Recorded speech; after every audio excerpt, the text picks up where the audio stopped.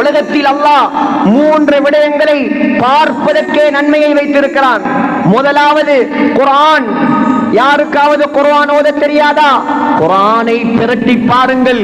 பார்க்க பார்க்க பார்க்க நன்மை எழுதப்பட்டு கொண்டே இருக்கும். இரண்டாவது பைத்துல்லாஹ், அல்லாஹ்வுடைய காபா. காபாவை பார்க்க பார்க்க பார்க்க நன்மை எழுதப்பட்டு கொண்டே இருக்கும்.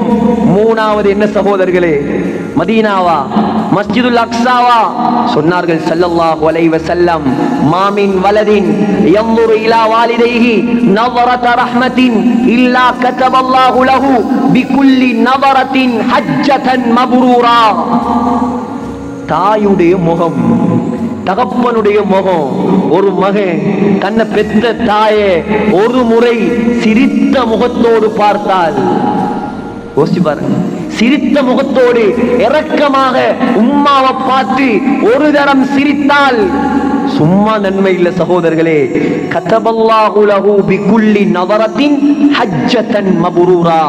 ஏற்றுக்கொள்ளப்பட்ட ஹஜ்ஜுடைய நன்மை அல்லாஹ் தரான்.